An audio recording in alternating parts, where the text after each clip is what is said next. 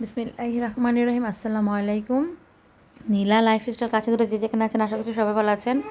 আলহামদুলিল্লাহ আমরাও ভালো আছি। তো বিজয় তো বাংলাদেশে হয়ে গিয়েছে, আলহামদুলিল্লাহ খুবই ভালো লাগছে।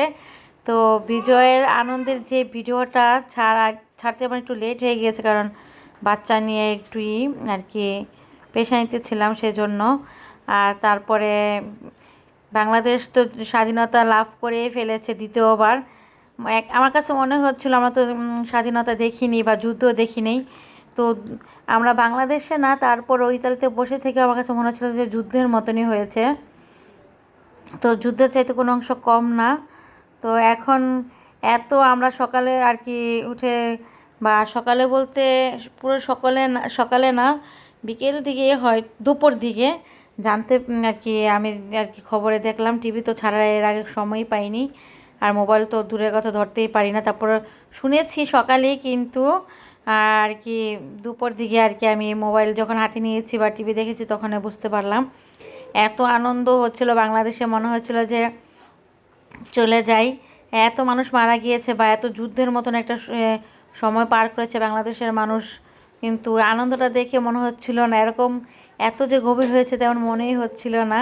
তো যাই হোক, খুবই ভালো লাগছিল। তারপরে তো আমরা আনন্দ উপভোগ করার জন্য শহরে চলে আসছি। বাংলাদেশে যেতে না পারলে কি হবে, সেন্টারে পিয়াসায় চলে আসছি ঘোরার জন্য। তো আমরা আসছিলাম এটা মঙ্গলবারে, আবদুল্লার বাবার ছুটি ছিল সেদিন। তো ঘুরলাম, বাংলাদেশের জয় লাভ করেছে সেই এই হিসেবেও হোক বা এমনিতে বাসায় থাকি, ছুটির দিনে আমরা একটু বাইরে যাই হোক একটু ঘুরে আসলাম, আর আপনাদের সাথে একটু শেয়ার করছিলাম।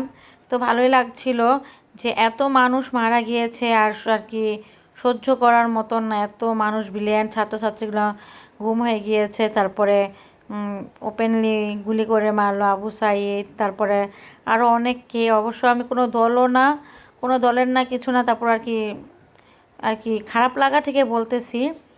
তো যাই হোক, কি আর করার, এখানে কোনো দলের বিষয় না। এটা যেটার জন্য আর কি এরকম যুদ্ধের মতন এত গণ্ডগোল হলো, তো সেটা যদি এখন সম্পূর্ণ হয় তাহলেই ভালো। আর সম্পূর্ণ হলে তো ভালোই হবে, কারণ এত কষ্ট করে এত জীবনের বিনিময়ে দেশ এক হিসাবে আবার স্বাধীন হয়েছে, স্বাধীনতা লাভ করেছে। তো এখন তো আল্লাহ যেই আসুক সরকার, তারও শিক্ষা নিতে হবে যে এরকম করা যাবে না। বা কি কি চায় বাংলাদেশের ছাত্রছাত্রীরা বা জনগণ। জনগণ মানেই তো ছাত্রছাত্রী, মানে কারণ জনগণের সন্তানরাই তো পড়াশোনা করে বা এই আন্দোলনটা করেছে, তাই না? আর তাদেরই তো ভবিষ্যতের জন্য এই এত এত আন্দোলন, এত গণ্ডগোল, মিছিল, এত কিছু হলো। তো যাই হোক, এখন কি করার, স্বাধীনতা লাভ হয়েছে। যারা শহীদ হয়েছেন আল্লাহ যেন তাদের জান্নাত আর কি বাসী করে দেন, জান্নাতুল ফেরদৌস নসিব করেন। আল্লাহ তাদেরকে সহজ করে দেয় জান্নাতটা। আল্লাহ তাদেরকে ওপারে ভালোই রাখুক, কারণ যেভাবে আর কি ওপেন যারা মারা গিয়েছে তাদের তো যখন ফেসবুকে দেখতাম তখন খুবই খারাপ লাগতো। চোখে আর কি পানি আটকে রাখা যেত না, এরকম অবস্থা আর কি। দেখলেই খারাপ লাগতো, চোখ দিয়ে অটোমেটিকলি পানি আইসা পড়তো, এত খারাপ লাগতো। আর ওই যে দেখলাম ওই দিন মুগ্ধ নাকি নাম, ওই এই ছাত্রটার আর কি ভাইয়া পানি লাগবে আর কি, এই কথাটা আসলে একেবারে মনে করেন কানেই বাজে, কীরকম যেন ভাই পানি লাগবে কি না। তো দেখলাম তার গুলি লাগছে, সে বুঝতেই পারছে না যে তার চোখে গুলি লাগছে। তো সে কিছু দূর গিয়ে নাকি মারা যায়, আর কি অনেকক্ষণই স্ট্রং ছিল। তো চোখেই নাকি গুলিটা লাগছে। দেখতেছিলাম আমরা, চোখটা সে ঝাড়তেছিল, সেও বুঝতেছিল না যে কি হয়েছে তার। হ্যাঁ, চোখ দিয়ে আমার ছেলেও বলতেছে, চোখ দিয়ে তারপরে এখান দিয়ে বের হয়ে গেছে, মানে মাথার পেছন দিয়ে বলতেছিল। আর কি কত মানুষের যে ক্ষয়ক্ষতি হয়েছে, সন্তান আর কি ক্ষয়ক্ষতি হলে তো সেটা পাওয়া যাবে, কিন্তু যার যার আর কি সন্তান, ছেলে বলেন মেয়ে বলেন, যারাই ক্ষতি হয়েছে মারা গিয়েছে, তাদেরকে তো আর পাওয়া যাবে না। এটা খুবই একটা কি বলবো, যারা আর কি নিজের মানুষ হারিয়েছে বা যাদের সন্তান হারিয়েছে বা যাদের সন্তান হারায় নাই তারাও এটা এক ব্যতিক্রম না, অনুভব ছাড়া কেউ আর কি অনুভব করতে পারবে না এরকম কেউই নাই, কারণ আল্লাহ সবার ভিতরে অনুভবটা দিয়ে দিছে, তাই না? যাই হোক, এখন কি আর করার, এখন সামনে দেখলাম আজকে আবার যে অনেক ভাঙচুর হচ্ছে।